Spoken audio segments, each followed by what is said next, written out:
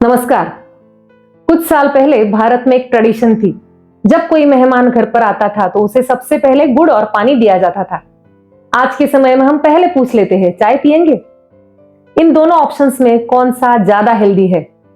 Definitely गुड़ पानी। क्यों? क्योंकि गुड़ बहुत गुणकारी होता है। आज हम जानेंगे गुड़ के क्या क्या फायदे हैं, किन के लिए गुड़ अच्छा है और कौन सा गुड़ खाना चाहिए। आपका स्वागत है अरहम आयुर्वेद के यूट्यूब चैनल में, जहां हम आयुर्वेद प्रैक्टिकली कैसे अपना सकते हैं इस पर साइंटिफिक जानकारी शेयर करते हैं। दिन प्रतिदिन अरहम आयुर्वेद का जो परिवार है बढ़ता जा रहा है। बहुत तेजी से हमने सभी सोशल प्लेटफॉर्म्स पर मिलकर 5 लाख लोगों का आंकड़ा पार कर लिया है। आजकल सभी को आयुर्वेद के प्रति जिज्ञासा है, कुतूहल है और हमारी जो साइंटिफिक जानकारी है वो पसंद आ रही है। इसके लिए आप सभी का हार्दिक धन्यवाद।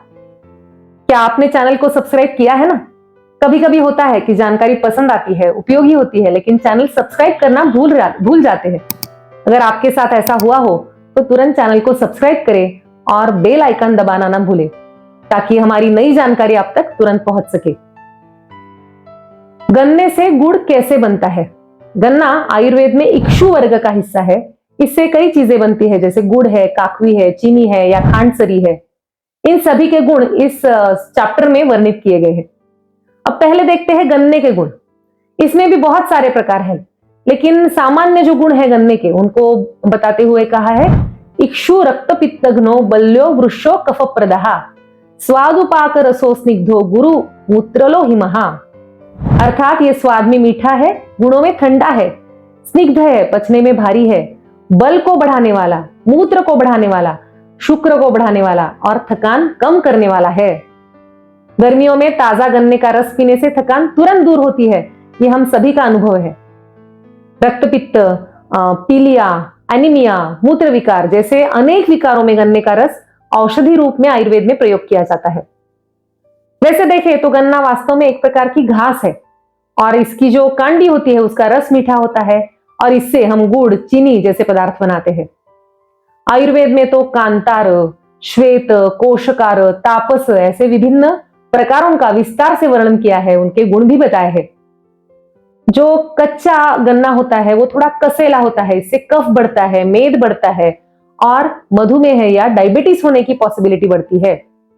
अर्ध पका जो गन्ना होता है वातनाशक और थोड़ा तीक्ष्ण गुण का पित्त कम करने वाला होता है और जो पूर्ण पक्व होता है वो रक्त पित्त का नाशक, पौष्टिक यानी बल को बढ़ाने वाला और शुक्रवर्धक होता है।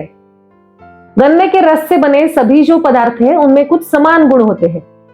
ये सभी तर्पण गुण वाले यानी तृप्ति करने वाले, थकान को दूर करने वाले, गर्मी को कम करने वाले, रक्त पित्त इनको कम करने वाले, बल को बढ़ाने वाले, वात दोष को कम करने वाले और सभी शरीर घटकों का पोषण करने वाले होते हैं। अब चलिए समझते हैं गुड़ के क्या गुण है। गुड़ो वृक्षो गुरु स्निग्ध वातघ्नो मूत्र शोधना न अतिपित्तहरो मेदक कफ कृमि बलप्रदहा।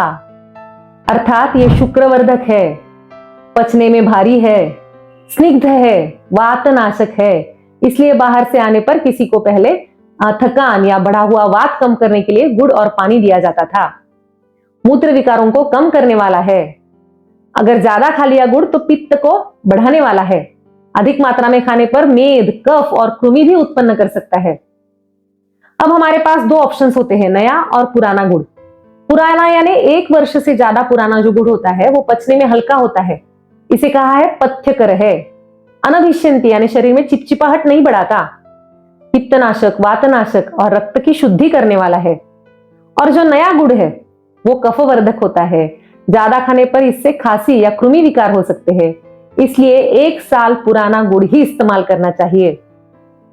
मॉडर्न दृष्टि से देखें तो गन्ने के रस में कैल्शियम, मैग्नीशियम, फास्फोरस जैसे मिनरल्स होते हैं, लेकिन जब इससे ही शुगर बनती है तो केमिकल प्रोसेस के कारण ये सारे मिनरल्स नष्ट हो जाते हैं।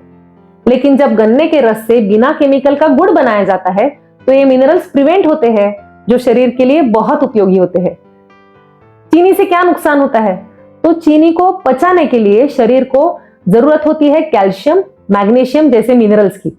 जब हम शुगर खाते हैं तब शरीर से जो बोन्स में कैल्शियम है, जो दांतों में है, वो निकालकर चीनी को डाइजेस्ट करने के लिए अपना शरीर इस्तेमाल करता है। गुड़ के सेवन से यह खतरा नहीं होता, इसलिए चीनी से गुड़ बेहतर है। गुड़ बहुत गुणकारी है, इसके कुछ विशेष प्रयोग भी आयुर्वेद में बताए गए हैं।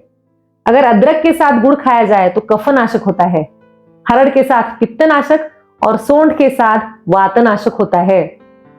इस तरह तीनों दोषों को कम करने वाला, बैलेंस करने वाला गुड़ आयुर्वेद में बहुत उसका अच्छा वर्णन किया गया है।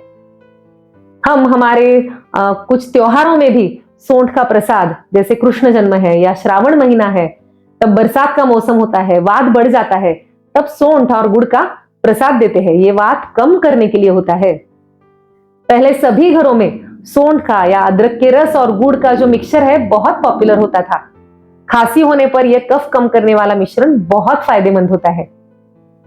इस तरह हमारे जो कुछ ट्रेडिशनल उपाय है बहुत लॉजिकल है, बहुत साइंटिफिक है, बस इसके पीछे का जो साइंस या लॉजिक है समझना जरूरी है। आज हमने अपनी रसोई में रोजमर्रा इस्तेमाल होने वाले गुड़ के साइंटिफिक गुण और उपयोग आयुर्वेद के एंगल से समझे हैं। मुझे आशा है कि आप सभी को यह जानकारी पसंद आएगी, उपयोगी लगेगी। तो इस जानकारी को अपने आप तक सीमित ना रखें, ज्यादा से ज्यादा लोगों के साथ शेयर भी जरूर करें। मिलेंगे अगले वीडियो में। शुभम भवतु। धन्यवाद।